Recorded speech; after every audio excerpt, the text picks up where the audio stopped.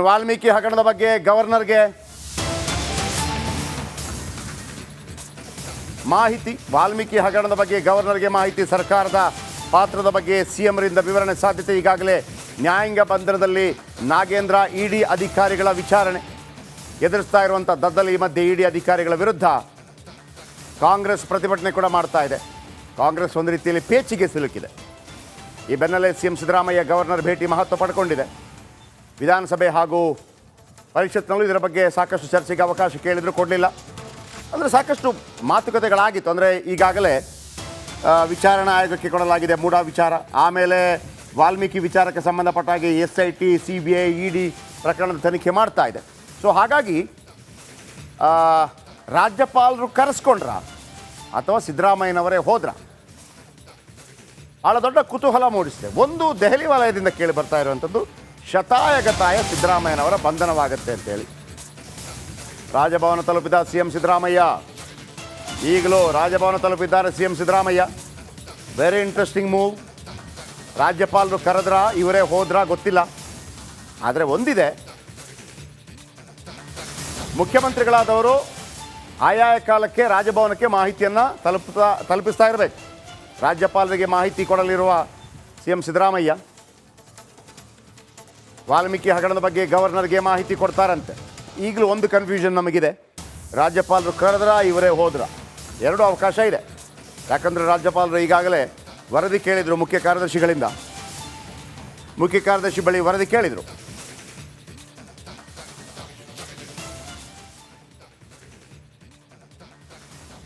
ಮತ್ತೊಮ್ಮೆ ಹೇಳ್ತಾ ಇದ್ದೀನಿ, CM ಸಿದ್ದರಾಮಯ್ಯನವರು ರಾಜಭವನಕ್ಕೆ ಹೋಗಿದ್ದಾರೆ. ರಾಜ್ಯಪಾಲರೇ ಕರೆಸ್ಕೊಂಡ್ರ ಅಥವಾ ಇವರು ಹೋಗಿ ಮಾಹಿತಿ ಕೊಟ್ರ, ಈ ಕ್ವಶನ್ ರೈಸ್ ಆಗುತ್ತೆ. ಎರಡು ಅವಕಾಶ ಇದೆ.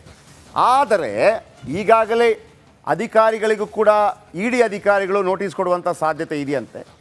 ಬಂಧನ ಆಗತ್ತಾ ಸಿದ್ದರಾಮಯ್ಯನವ್ರದ್ದು? ಬಂಧನ ಆದರೆ ಏನಾಗಬಹುದು ರಾಜ್ಯದಲ್ಲಿ? ಈ ಎಲ್ಲ ಪ್ರಶ್ನೆಗಳು ಉದ್ಭವ ಆಗುತ್ತೆ. ಅಂದರೆ ಒಬ್ಬ ಕೊಲೆ ಕೇಸಲ್ಲಿ ಬಂಧನ ಆಗ್ತಾನೆ ಅಂತ ಹೇಳೋದು ಯಾರು ಕೇರ್ ಮಾಡಲ್ಲ. ಕರ್ಕೊಂಡು ಹೋಗ್ರಿ, ತಪ್ಪು ಮಾಡಿದ್ದಾನೆ ಅಂತೇಳಿ.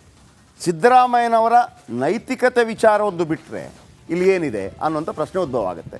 ಮೂಡಾ ಹಗರಣ, ಅವರ ಪತ್ನಿ ಮತ್ತೊಂದು ಮಗದೊಂದು ಇವರದ್ದಲ್ಲ ಜಾಗ. ಪತ್ನಿ ಮತ್ತು ಗಂಡ ಹೆಂಡತಿ ಅಂತ ಹೇಳೋಕೆ ಅದು ಬೇರೆ ವಿಚಾರ ಬರುತ್ತೆ. ಆಕೆಗೆ ಸೇರಿದ ಸಂಪತ್ತು ಅಂತ ಆಕೆಯ ವಿರುದ್ಧ ಕ್ರಮ ಕೈಗೊಳ್ಬೋದು. ಸಿದ್ದರಾಮಯ್ಯ ನೈತಿಕತೆ ವಿಚಾರ ಬರುತ್ತೆ. ಎರಡನೇದು ವಾಲ್ಮೀಕಿ ನಿಗಮದ ವಿಚಾರಕ್ಕೆ ಸಂಬಂಧಪಟ್ಟ ಹಾಗೆ ನಾಗೇಂದ್ರ ಬಂಧನವಾಗಿದೆ, ಅದರ ಮುಖ್ಯಸ್ಥರು. ಆಮೇಲೆ ಆರ್ಥಿಕ ಇಲಾಖೆಯಿಂದ ದುಡ್ಡು ಹೋದ ವಿಚಾರಕ್ಕೆ ಬರ್ಬೋದು ಇವರಿಗೆ ಒಂದು ಕ್ವಶನ್. ಆದರೆ ಬಂಧಿಸುವಂಥದ್ದಾ ಈ ಪ್ರಶ್ನೆ ಉದ್ಭವ ಆಗುತ್ತೆ. ಇನ್ನು ಸರ್ಕಾರ ವಿರುದ್ಧ ಪ್ರತಿಪಕ್ಷಗಳ ಸಮರ, ಅಹೋರಾತ್ರಿ ಧರಣಿ. ಪ್ರತಿಪಕ್ಷಗಳು BJP ಹಾಗೂ JDSನಿಂದ ಅಹೋರಾತ್ರಿ ಧರಣಿ ಆಗುತ್ತಂತೆ. ಈಗಾಗಲೇ ಅಶೋಕ್ ಅದನ್ನು ಹೇಳಿದ್ದಾರೆ. ಮೂಡಾ ಪ್ರಕರಣ ಚರ್ಚೆಗೆ ಆಗ್ರಹಿಸಿ ಧರಣಿ. ಉಭಯ ಸದನದಲ್ಲಿ BJP JDS ಧರಣಿ. ಬನ್ನಿ, ನೇರ ದೃಶ್ಯಾವಳಿಗಳನ್ನು ನೋಡ್ಬೋದು ನೀವೀಗ.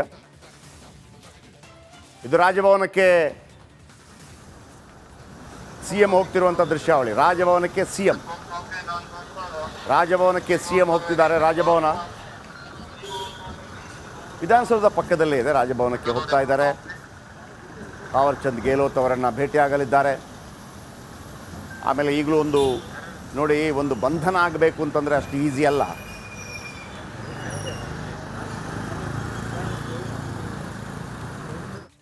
ನೋಡಿ, ಕ್ಲೋಸ್ ಮಾಡಿದರು. ಬಹುಶಃ ಹೊರಗೆ ಬಂದಾಗ ಮಾಹಿತಿ ಕೊಟ್ಟಾರು ಸಿದ್ದರಾಮಯ್ಯನವರು. ನಮ್ಮ ಟಿವಿಯಲ್ಲಿ ಅಲರ್ಟ್ ಆಗಿರುತ್ತೆ. ಸಿದ್ದರಾಮಯ್ಯನವರು ಇದೀಗ ರಾಜಭವನಕ್ಕೆ ಹೋಗಿದ್ದಾರೆ. ದ ಕ್ವಶನ್ ಈಸ್, ರಾಜ್ಯಪಾಲರು ಕರೆದ್ರ CM ಸಿದ್ದರಾಮಯ್ಯನವರೇ ಸ್ವತಃ ಹೋದರ?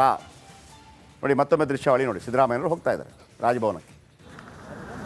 ಬೇರೆ ಬೇರೆ ಕಾರುಗಳಿದ್ದ ತುಂಬ ಕಾರಿದೆ. 1, 2 ಪ್ರೋಟೋಕಾಲ್ ಕಾರು, ಎಲ್ಲ ಪ್ರೋಟೋಕಾಲ್. 1, 2, 3, 4 ಎಲ್ಲ ಪ್ರೋಟೋಕಾಲ್. ರಾಜಭವನಕ್ಕೆ ತೆರಳಿದ್ರು. ಭಾಳ ಕ್ರೂಷಿಯಲ್ಗೆ ಬಂದು ನಿಂತಿದೆ ನೋಡಿ. ಓರ್ವ ಮುಖ್ಯಮಂತ್ರಿಗಳನ್ನು ಬಂಧನ ಮಾಡಬೇಕು ಅಂತಂದರೆ, ಓರ್ವ ಮುಖ್ಯಮಂತ್ರಿಗಳನ್ನು ವಿಚಾರಣೆಗೊಳಪಡಿಸಬೇಕು ಅಂತಂದರೆ, ಓರ್ವ ಮುಖ್ಯಮಂತ್ರಿಗಳನ್ನು ತನಿಖೆ ಮಾಡಬೇಕು ಅಂತಂದರೆ, ಪೊಲೀಸ್ ಬಾರಪ್ಪ ಹಂಗೆ ಕರ್ಕೊಂಡು ಹೋಗೋಕ್ಕಾಗಲ್ಲ. ರಾಜ್ಯಪಾಲರು ಅನುಮತಿ ಕೊಡಬೇಕಾದ್ರೆ. ಹಾಗೆಯೇ ಅವರು IAS ಮತ್ತು IPS ಅಧಿಕಾರಿಯನ್ನು ವಿಚಾರಣೆಗೆ, ತನಿಖೆಗೆ ಒಳಪಡಿಸಬೇಕು ಅಂತಂದರೆ ವಿಚಾರಣೆ ಕರಿಬೋದು. ತನಿಖೆಗೆ ಒಳಪಡಿಸಬೇಕು ಅಂತಂದರೆ ಅಲ್ಲಿ ದೆಹಲಿಯಿಂದ ಪರ್ಮಿಷನ್ ಬೇಕಾಗತ್ತೆ. ಸೊ ಹಾಗಾಗಿ ಇದು ವೆರಿ ಇಂಟ್ರೆಸ್ಟಿಂಗ್. ಸಿದ್ದರಾಮಯ್ಯನವರನ್ನ ಮಾಹಿತಿಯನ್ನು ಕಲೆ ಹಾಕ್ತೀವಿ ನಾವು ಅಲ್ಲಿಂದ ಬಂದ ತಕ್ಷಣ. ನಮಸ್ಕಾರ, ಕರ್ನಾಟಕ ಪ್ರೈಮ್ ಟೈಮ್ಗೆ ಸ್ವಾಗತ. ನಾನು ಜಯಪ್ರಕಾಶ್ ಶೆಟ್ಟಿ. ಇಡೀ ಕರ್ನಾಡು ಇವತ್ತು ರೆಬೆಲ್ ಆಗಿ ನಿಂತಿದೆ. ಈ ಹಗರಣಗಳನ್ನು ಸದನದಲ್ಲಿ ಪ್ರಸ್ತಾಪ ಮಾಡಲು ಕೂಡ ಕಾಂಗ್ರೆಸ್ ಹಿಂದೇಟು ಹಾಕಿದ್ದೇಕೆ? ನಿಮ್ಗೆ ಸಂಬಳ ಅದಕ್ಕೆ, ನಿಮಗೆ ವಾಹನ ಅದಕ್ಕೆ, ನಿಮಗೆ ವೆಪನ್ ಅದಕ್ಕೆ, ನೀವು ಅದನ್ನು ಸೆರೆ ಹಿಡಿಬೇಕಾಗಿತ್ತು. ನೀವು ವಿದ್ಯುತ್ ಬರ ಇದೆ ಅಂತ ಹೇಳ್ತಾ ಇದ್ದೀರಿ, ಎಲ್ಲಿ ಬರ ಇದೆ ನೀವು ಹೇಳಬೇಕು.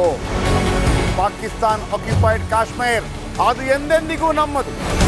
40 ಮೆಷಿನ್ಗಳು ತಂದಿತ್ತು ನೋಟ್ ಎಣಿಸುವುದಕ್ಕೆ, ಅದೇ ಹಾಳಾಯಿತು. ಮಥುರಾದ ಗಲಾಟೆ ಇದೆಯಲ್ಲ, ಅದು ಸ್ಥಳೀಯವಾಗಿ ಕೂತು ಪರಿಹರಿಸಬಹುದಾದಂಥ ಕಾನೂನಿದೆ. ಗ್ಯಾರಂಟಿ ಯೋಜನೆಯಿಂದ ನಷ್ಟ ಆಗಿದೆ, ಲಾಭ ಆಗಿದೆ, ದಯವಿಟ್ಟು ಹೇಳಿ. Dawood Ibrahim most wanted criminal ಯಾವಾಗಾದ ಅಂದರೆ ಇಲ್ಲಿ ತನಕ ಭಾರತ ದೇಶದಲ್ಲಿ ಓರ್ವ ದಲಿತ ಪ್ರಧಾನಿಯಾದಂಥ ಇತಿಹಾಸವೇ ಇಲ್ಲ. ರಿಪಬ್ಲಿಕ್ ವರ್ಲ್ಡ್ ಆಪ್ ಇದು ಕೇವಲ ಅಪ್ಲಿಕೇಶನ್ ಅಲ್ಲ, ಸಮಗ್ರ ಸುದ್ದಿಗಳ ಸಂಪರ್ಕ ಮಾರ್ಗಕ್ಕೆ ಕ್ರಾಂತಿಕಾರಿ ಬದಲಾವಣೆ. ರಿಪಬ್ಲಿಕ್ ವರ್ಲ್ಡ್ ಆಪ್ ಕೇವಲ ಸುದ್ದಿ ಅಪ್ಲಿಕೇಶನ್ ಅನ್ನ ಪರಿಚಯ ಮಾಡ್ತಾ ಇಲ್ಲ, ಬದಲಾಗಿ ಡಿಜಿಟಲ್ ಸುದ್ದಿ ಬಳಕೆಯ ಹೊಸ ಯುಗಕ್ಕೆ ನಾಂದಿ ಹಾಡ್ತಾ ಇದೆ. ಇದೊಂದು ಬ್ರೇಕಿಂಗ್ ನ್ಯೂಸ್, ಪ್ರಭಾವಶಾಲಿ ಕಾರ್ಯಕ್ರಮಗಳಿಗೆ ಗಟ್ಟಿಯಾದ ವೇದಿಕೆ. ರಿಪಬ್ಲಿಕ್ ವರ್ಲ್ಡ್ ಅಪ್ಲಿಕೇಶನ್ ಈಗ ಲೈವ್ ಆಗಿದೆ. ಗೂಗಲ್ ಪ್ಲೇ ಸ್ಟೋರ್ ಮತ್ತು ಆಪಲ್ ಆಪ್ ಸ್ಟೋರ್ ಎರಡರಲ್ಲೂ ಲಭ್ಯವಿದೆ. ಈಗಲೇ ಡೌನ್ಲೋಡ್ ಮಾಡಿ.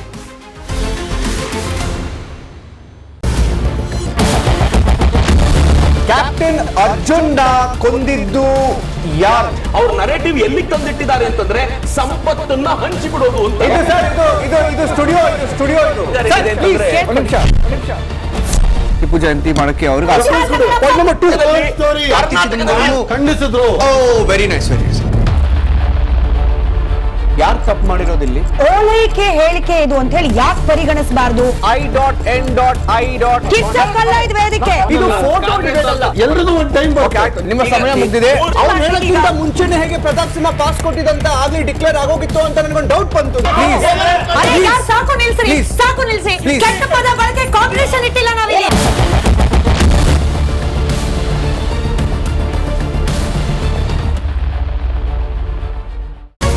ರಿಪಬ್ಲಿಕ್ ವರ್ಲ್ಡ್ ಆ್ಯಪ್ ಇದು ಕೇವಲ ಅಪ್ಲಿಕೇಶನ್ ಅಲ್ಲ, ಸಮಗ್ರ ಸುದ್ದಿಗಳ ಸಂಪರ್ಕ ಮಾರ್ಗಕ್ಕೆ ಕ್ರಾಂತಿಕಾರಿ ಬದಲಾವಣೆ. ರಿಪಬ್ಲಿಕ್ ವರ್ಲ್ಡ್ ಆ್ಯಪ್ ಕೇವಲ ಸುದ್ದಿ ಅಪ್ಲಿಕೇಶನ್ ಪರಿಚಯಿಸ್ತಾ ಇಲ್ಲ, ಬದಲಾಗಿ ಡಿಜಿಟಲ್ ಸುದ್ದಿ ಬಳಕೆಯ ಹೊಸ ಯುಗಕ್ಕೆ ನಾಂದಿ ಹಾಡ್ತಾ ಇದೆ. ಇದೊಂದು ಬ್ರೇಕಿಂಗ್ ನ್ಯೂಸ್, ಪ್ರಭಾವಶಾಲಿ ಕಾರ್ಯಕ್ರಮಗಳಿಗೆ ಗಟ್ಟಿಯಾದ ವೇದಿಕೆ. ಇಲ್ಲಿ ಕೇವಲ ತಾಜಾ ಸುದ್ದಿ, ಅದರ ನೇರ ಪ್ರಸಾರ ಮತ್ತು ಚರ್ಚೆಗಳಿಗೆ ಮಾತ್ರ ಅವಕಾಶ. ರಿಪಬ್ಲಿಕ್ ವರ್ಲ್ಡ್ ಆ್ಯಪ್ ಡೌನ್ಲೋಡ್ ಮಾಡಿಕೊಳ್ಳಿ. ಗೂಗಲ್ ಪ್ಲೇ ಸ್ಟೋರ್ ಮತ್ತು ಆಪಲ್ ಆಪ್ ಸ್ಟೋರ್ನಲ್ಲಿ ಲಭ್ಯವಿದೆ.